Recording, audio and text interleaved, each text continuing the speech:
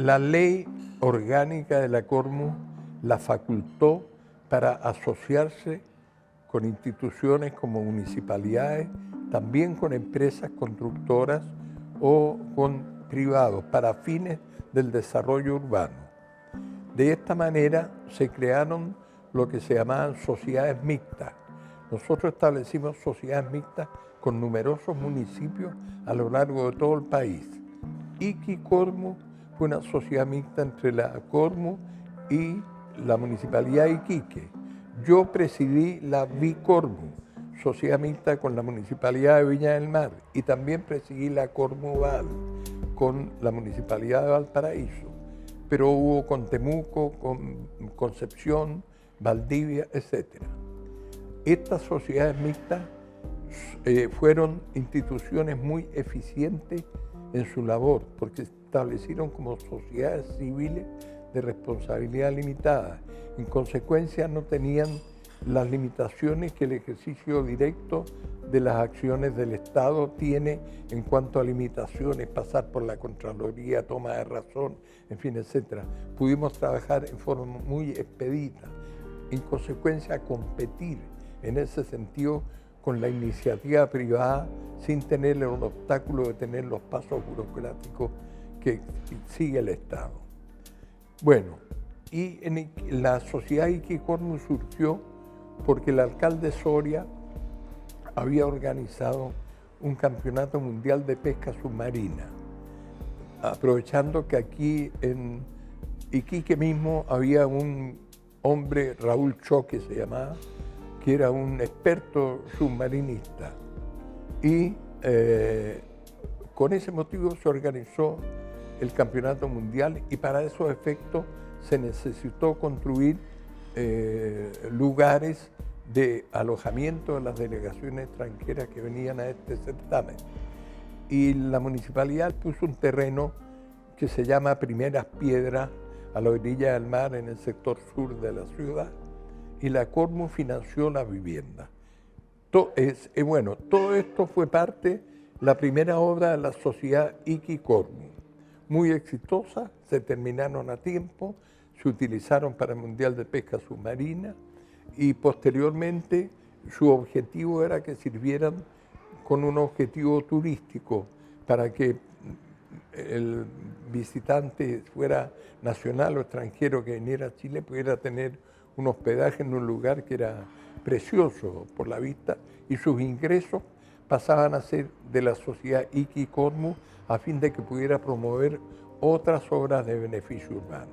Pero vino muy pronto el golpe de Estado y la dictadura acabó con esta sociedad mixta. Yo ingresé a la Escuela de Arquitectura el año 1946.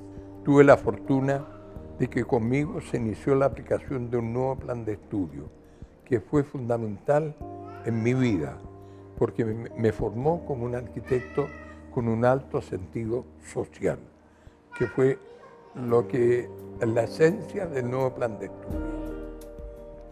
Me titulé el año 1954 y ya teníamos de antes una oficina constituida con mi señora Ana María Barrenechea, con quien estudié junto, y otro colega, Francisco e hijo. E iniciamos entonces una carrera profesional muy exitosa en base fundamentalmente a los concursos públicos de arquitectura que propiciaba la Corvi. Eso junto con ejercer la docencia en la Escuela de Arquitectura.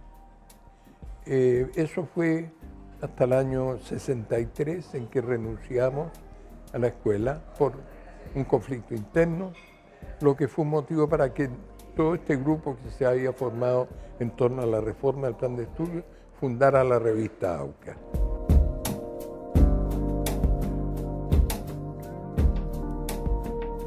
Que fue una experiencia también muy exitosa porque se transformó en un polo de debate de la arquitectura y el desarrollo urbano, poniéndonos al día con todo lo que ocurría en el mundo.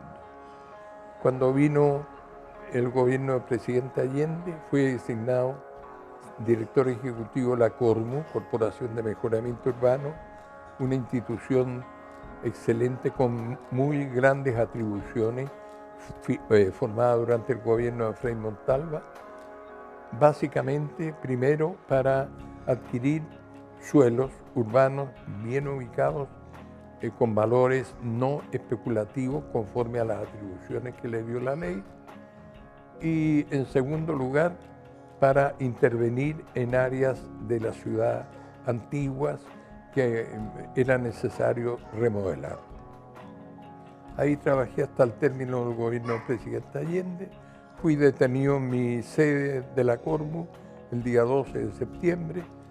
De allí pasé varios lugares. Finalmente fui enviado junto con altas autoridades de gobierno a la isla Dawson, donde permanecí durante 8 meses. Y después, por un periodo que casi alcanza los 2 años, recluido en diferentes campos de concentración en la zona central de Santiago. El año 1975, en junio, fui expulsado de Chile y llegué exiliado a Dinamarca, donde tuve la oportunidad de poder ejercer la docencia, gracias a que se había creado un curso para alumnos extranjeros que se daba en idioma inglés, por lo cual tanto mi señora como yo pudimos trabajar. Permanecí allí hasta el año 1984, cuando nos autorizaron a regresar a Chile. Y desde entonces hasta ahora he seguido practicando la arquitectura junto con alta dedicación al Colegio de Arquitectos de Chile, donde fui hasta vicepresidente del colegio, y en los últimos años más bien dedicado a ejercicios que tienen que ver con la memoria histórica y el patrimonio, con los cuales he tenido la fortuna de tener como los últimos trabajos. Hace solo 1 año y medio que dejé de ejercer la profesión y estoy en general dedicado a labores de extensión. Soy invitado frecuentemente a universidades, a otros lugares, a seminarios, y estoy feliz de poder transmitir la experiencia de una práctica tan exitosa como fue la mía en esta noble profesión de la arquitectura.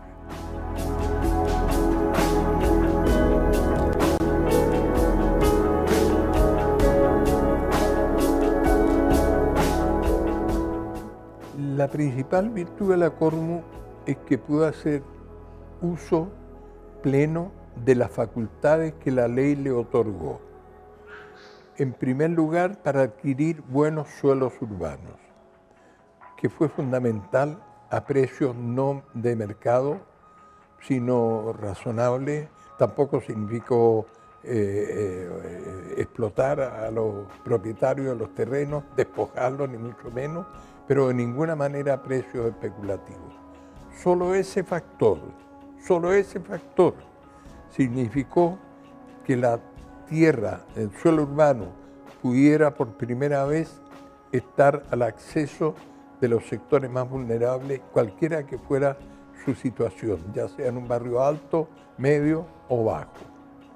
Y nosotros cumplimos con la aspiración de los sectores sin casa que normalmente aspiran a permanecer en la misma comuna donde residen.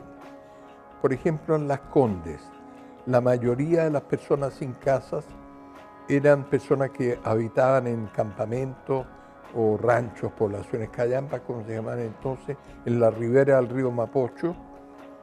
La mayoría de ellos eran trabajadores que trabajaban en Las Condes, obreros de la construcción, empleadas domésticas, jardineros, choferes, y no había nunca una opción para ellos de poder continuar viviendo en Las Condes. Cuando aspiraban a la vivienda, los tiraban a Renca, a Quilicura, a La Pintana, y obviamente ellos lo rechazaban.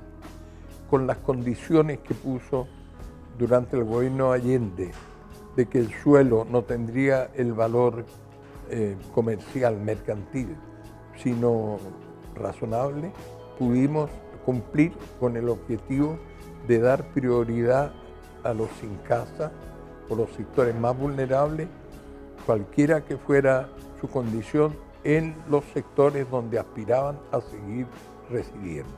Por eso construimos la Vía San Luis en Las Condes, la remodelación San Borja en el centro de Santiago, la población Tupac Amaru en pleno Recoleta, Mapocho Bulnes en el centro de la ciudad, Padres Carmelitos en Estación Central, etc.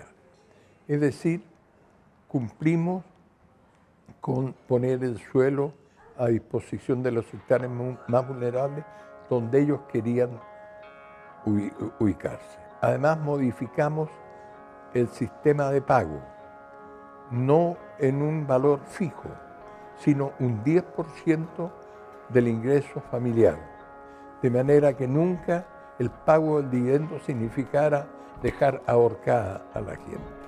El que tenía un ingreso mayor cancelaba la vivienda en un menor número de años. El que tenía uno menor se demoraba más. Es una política absolutamente sensata, pensada en el bien común y no pensada con sentido mercantil. Si hay un lugar en Chile donde debiera ser más favorable resolver las aspiraciones de estas cooperativas, es Iquique. El problema, como en todo lo que hemos hablado, reside en el valor del suelo. Ahora, Iquique, como gran parte del norte del país, el suelo urbano es propiedad en su gran mayoría de bienes nacionales. Antes de la dictadura, Bienes Nacionales jamás transfirió terreno a otro organismo del Estado cobrando. Se transfería gratuitamente, como por ejemplo ocurrió con nosotros con la Cormu, que necesitamos 2 terrenos que eran propiedad de Bienes Nacionales para programa de desarrollo urbano nuestro, y nos fueron entregados en un lapso de un par de meses de parte de Bienes Nacionales gratuitamente. En consecuencia, esa facultad la dictadura la cambió, impuso que Bienes Nacionales es una institución que se tiene que autofinanciar. Eso es un suicidio nacional. Bienes Nacionales, por ley de la República, tiene su presupuesto anual de gastos no financiado. Se tiene que cofinanciar con venta de sus activos. Eso es una barbarie, no tiene sentido. En consecuencia, Bienes Nacionales opera con criterios mercantiles y para transferirle suelo a las cooperativas, por ejemplo, en Santiago se le impone, si van a recibir un subsidio del Fondo Solidario, que corresponde más o menos a 1.100 UF, le van a cargar 200 UF por el valor del suelo. Eso aquí en Iquique, las agrupaciones sin casa que están aspirando o formando cooperativas deben luchar por obligar a que Bienes Nacionales transfiera esos terrenos al Serviu Metropolitano en forma gratuita si están destinados a cooperativas o cualquier organización que no tiene fines lucrativos y que son sectores vulnerables de la ciudad.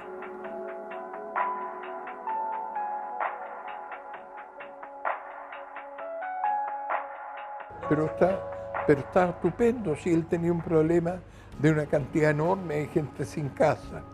Una vez que la aviación abandonó el aeropuerto Alto Hospicio, yo la conocí sin que hubiera nada salvo el aeropuerto de la FACH. La FACH se tuvo que cambiar porque sufrió el problema del suelo de Alto Hospicio y la pista comenzó a ondularse o a fracturarse, por lo cual no pudo seguir funcionando allí, se tuvo que cambiar a la ubicación que tiene ahora, Cabancha y la ubicación actual. Bueno, una vez que se fue la Fuerza Aérea, quedó Alto Hospicio virtualmente, era terreno fiscal de Bienes Nacionales.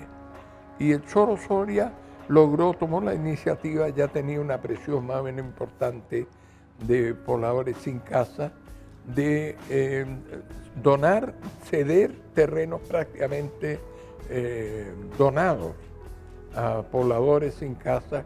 Incluso recuerdo instaló una fábrica de bloques prefabricados de hormigón en que los propios pobladores trabajaban y logró el poblamiento. Se inició de Alto Hospicio, que hoy día es una ciudad con 100.000 habitantes. Cuando el Choro Soria inició allí, no había nadie. Había 4 o 5 granjeros que vivían un poco más arriba que el aeródromo, que la pista, en fin. De manera que es legítimo que él haya aprovechado un terreno que era de bienes nacionales en beneficio de los sectores sin casa que buscaban una solución habitacional aquí en Iquique. Lo que no está bien es que desde entonces hasta ahora no se haya resuelto bien el problema de conectividad, porque estar expuesto solo a esa pista de la cuesta de Alto Hospicio que comunica la ciudad con Iquique es un riesgo muy grande. Hace muchísimos años que eso debió haber tenido una red de teleféricos, como ha hecho, por ejemplo, Evo Morales con el Alto y La Paz, y que hubiera resuelto el problema de la conectividad, evitando el riesgo que significa la vulnerabilidad del camino. Yo tengo la impresión que se aproxima un cambio que debiera ser para bien, porque en Chile se ha aplicado el modelo neoliberal con un nivel de fanatismo que no ha existido en ningún otro país del mundo, porque el neoliberal al final se ha impuesto en todos los países del mundo, pero en la gran mayoría, por ejemplo, la educación, la salud, la vivienda, siguen siendo servicios de interés público. En Chile no ha quedado nada. El modelo, con la fuerza que tuvo la dictadura, con el nivel de represión que impuso, de terror, logró transformar esto todo en actividad mercantil. Yo voy a Europa, vuelvo a Dinamarca, donde viví exiliado 9 años, y veo que las políticas de vivienda no han cambiado nada. Siguen siendo favorables para el ciudadano común, que tiene fácil acceso a una solución habitacional. Pero en Chile se ha llegado a tal extremo, por ejemplo, el caso de la previsión social, que está creciendo en tal forma la resistencia a que se siga aplicando, que mi impresión es que se viene un cambio para bien. Se explotó, se llevó a tal nivel la explotación del sistema que simplemente está colapsado. Y yo supongo que vendrá un cambio para bien, en que se restituirá la lógica de que los servicios esenciales no pueden ser motivo de uso mercantil. La negativa a actuar en este terreno proviene de los cambios que introdujo en la ley orgánica de municipalidades la dictadura. Los municipios estuvieron siempre involucrados en las soluciones habitacionales. En los tiempos de los años 50, 60, que se produjeron migraciones del campo a la ciudad, a Santiago, enorme, municipios como La Granja y San Miguel, en ese tiempo Irugío, famoso por los hermanos Palestro, jugaron un rol muy significativo en las soluciones habitacionales, eran fundamentales para resolver esas demandas. No tenían ninguna prohibición, al contrario, era una facultad entregada también a las municipalidades. Es cierto, en ese tiempo no existía Ministerio de la Vivienda, existía la Corvi, y esto se hacía en coordinación con la Corvi. Los municipios excepcionalmente promovieron propiamente soluciones habitacionales, pero favorecieron el suelo, la posibilidad de adquirir suelo, favorecieron la organización de la gente y los servicios que permitieran complementarlo. En otros casos, como por ejemplo La Reina, bajo la dirección del alcalde Fernando Castillo Velasco, jugaron un rol muy importante, porque la Villa La Reina fue un maravilloso programa de autogestión de los propios pobladores de La Reina, impulsado por el municipio. No tenían antes ninguna limitación. Lo que pasa es que la nueva ley orgánica que impuso la dictadura lo sacó de este campo, porque dejó la vivienda como la salud y la educación en el campo mercantil, que fueran un negocio.